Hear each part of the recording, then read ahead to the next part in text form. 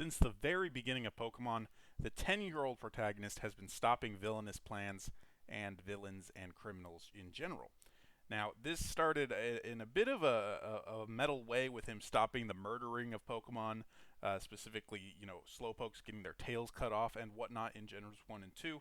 And more recently, villainous teams have been school gangs and rowdy British soccer fans. So the concept of a villainous team in a Pokemon game, the antagonists primarily, has really changed over the years. We're going to go ahead and rank all of them that have appeared in the mainline games. We're not going to cover Team Snag'em or any of the other teams from like spin-off games like Coliseum or XD, though those would be interesting to talk about. The only spin-off game we will be covering here is Pokemon Go. All the other teams here are from the mainline games. We have a basic tier list here from S to D, and we're not going to waste any time getting started. We're going to start with Team Rocket, who has to be in S tier.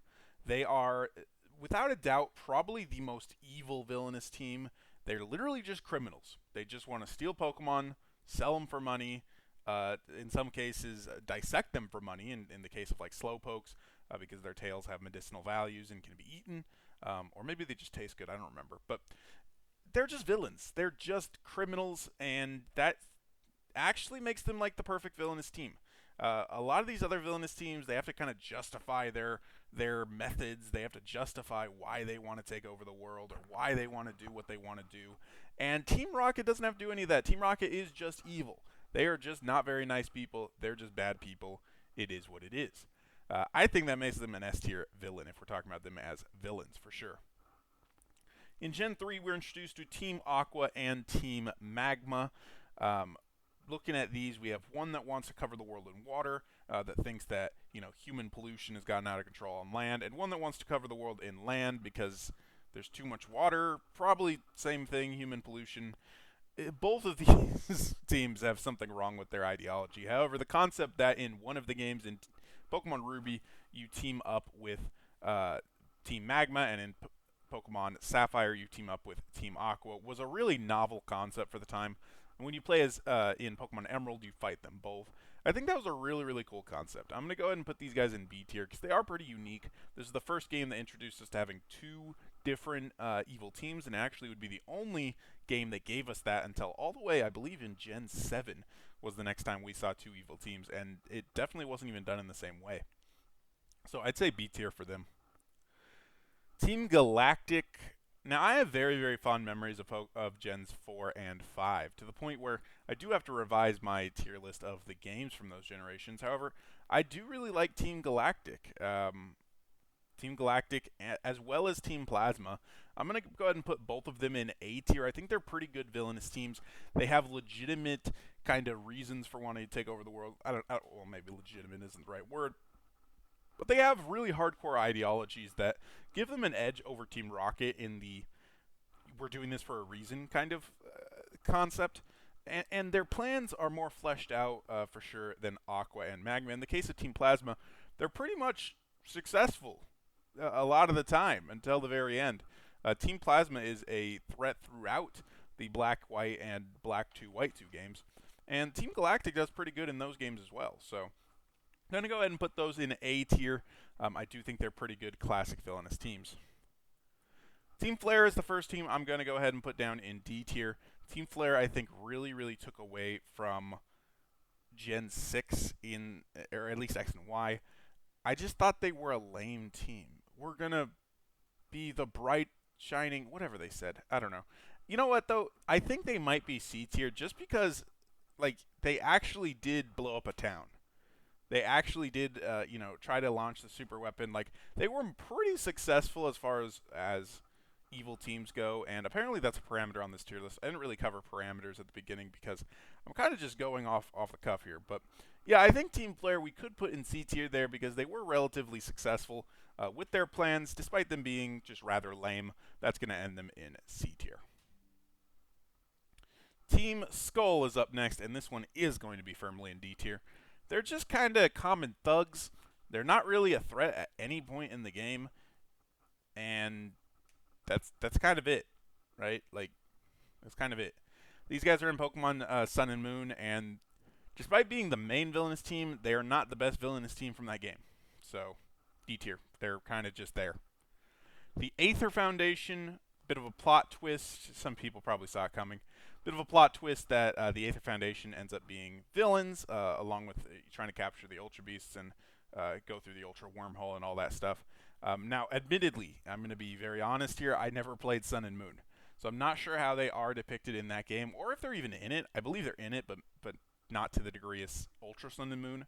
Somebody let me know in the comments section how's that different in the different games. But I played Ultra Moon, and in Ultra Moon they do take a big part of the later part of the game. I'm not sure if it's technically the end game, but big Aether Foundation acts there that really puts them above Team Skull for me. However, they don't do like they're not in the game for that long. So despite them having some reasonable plans, that they have some ideologies that like, oh, okay, I can kind of understand where you're coming with that, and they're pretty formidable at some points. C tier. I don't think they're really much. Team Rainbow Rocket, gonna go ahead and put in S tier with Team Rocket. The concept of having a alternate dimension version of Team Rocket that successfully captured legendary Pokemon and took over the world is outstanding. The fact that you had to battle previous team leaders from all the different teams who are all part of this new Team Rocket. You get Maxie from Team Magma you have to fight. You get the leader of Team Flare you have to fight. You have to fight a lot of the old villains coming back in the Rainbow Rocket. There's a lot of stuff that that Sun and Moon did not do well, but this is one thing they did fantastically. I absolutely love Team Rainbow Rocket. Team Yell was the most obnoxious team I have ever had the mispleasure of experiencing and being around. I know a lot of people that are like from England or that aren't from England, but they're big soccer fans, football, sorry, might vibe with this team because they're like rowdy sports fans. But they just look stupid. Like I guess that's just a problem with Sword and Shield's animation too. But like they just look dumb and they sounded dumb, and there was no point in the entire game that I thought that I could not beat a Team Yell member in a fight. They were worse than Team Skull in the sense that they were at no point remotely a threat to my existence at all. The most prominent they were is in Spike Month, and they were really just annoying more than anything. Team Macrocosmos, also in Sword and Shield. This one, I'm going to go ahead and put in B tier, and that might turn some heads. A lot of people don't like Sword and Shield in general. It does have definitely that recency kind of hate. I think some people's opinions on Sword and Shield will kind of favor with time, and this is one aspect of Sword and Shield that I think could see some favor. Now, Team Yell sucks in general to me, but Macrocosmos, despite them very similar to the Aether Foundation being revealed towards the end of the game as a villain, which doing that in back-to-back generations, what the heck? Like that was very much a copy of kind of the order of events and plotline there, but whatever. But Macrocosmos, I actually thought their reasoning for wanting to start the Darkest Day and stuff was reasonable. There's this whole concept of energy production and energy conservation, and there was definitely some holes in it. Like, why couldn't you just wait a little bit and kind of get people behind your plan? It said that they'll run out of energy in like 1,000 years, so it's like you have 900 years to figure that one out before you get to that point. But whatever. I thought that it was reasonable. It was something that I personally, I'm not going to say I didn't see it coming, but the way it was executed, I did think it was one of the better parts of Sword and Shield. Might be splitting hairs there on Sword and Shield, but I think it's a B tier team. Yeah, I might be giving it too much benefit, but yeah, B tier. Team Star. I have not finished Pokemon Violet. I'm playing Violet right now. I have not finished it at the time of this recording. I maybe should have waited to finish it and then done this video, but I've seen enough of Team Star to kind of assume I know what they're about. Now, if there's some plot twist and they end up taking over the world, I'm going to look dumb. And let me know down below if I look dumb right now. But I think Team Star, I'm going to go ahead and put them in B tier. I like the concept of a team being a little less villainy, taking over the worldy. And I know I said that was kind of a negative with Team Skull and Team Yell, But the problems with those teams is they were kind of presented as like these big bad teams. At least Team Yell kind of was at first, and then you kind of see they're just fans. Team Skull, oh, they're the main villains. Team Star is kind of presented almost like not a joke, but definitely as just like a nuisance. They're not presented as the main thing in the game to do. That's more of like the Titan Pokemon and the Path of Legends. Obviously, there is 3 paths there, and Starfall Street, where you're fighting Team Star, is one of the 3. But they're definitely more seen as something to, you want to take care of them, you want to help with that, but they're not trying to take over the world. There's elements of the game that are much, much more important than them. And I like that presentation. I also thought that their writing, especially at the beginning of the game, was pretty funny, where they are still students, right? So they're not trying to get really caught. So like Nimona comes and catches them, and they're like, "Oh, we weren't messing with these guys. No, not at all." I don't know. I just thought that was funny. B tier for Team Star. Let me know if I'm about to have a major reality check in the later parts of the game. And then Team Go Rocket, I mean, this is pretty much just Team Rocket, right? I can't really tell you what, like... It seems unfair for me to rank this anywhere because Pokemon Go doesn't really have a narrative the same way the other games do. I guess you could split hairs here and say because Team Go Rocket with Giovanni does capture legendary Pokemon, they're actually more successful than 90% of these teams.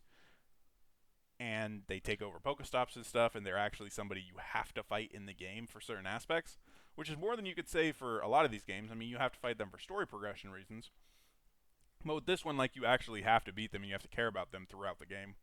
So I guess that makes them A tier. It's obviously very, very different. You could put Go. You could also say they're a pretty lazy design, essentially reusing Team Rocket, and I pretty much just consider them Team Rocket, but I guess Team Go Rocket is their own thing. Despite having pretty much the same characters, right, with Giovanni being the leader. I don't know. You could put A or C, or you could kind of put this team anywhere. I wouldn't put it in S. I probably wouldn't put it in D either, because even if you don't like Pokemon Go, they're probably not D. We'll go ahead and put it in C tier, kind of leave it there. So, and that's it, guys. Those are all of the villainous teams from the mainline games, as well as Pokemon Go. This is how I'd rank them, Team Rocket and Team Rainbow Rocket being the only ones up in S tier. What do you think about my rankings? Do you think these are warranted? Do you think I'm an idiot? Let me know. This is the third time I'm asking. Comment section down below. Any opinions, thoughts, or suggestions. We'll be back with more tier lists probably tomorrow. Trying to get back to a regular posting schedule. If you like tier lists about Pokemon gaming or absolutely anything, I will rank anything and everything on this channel. I was going to say within reason, but I have ranked the shades of orange. Yeah. All right, enough plugs.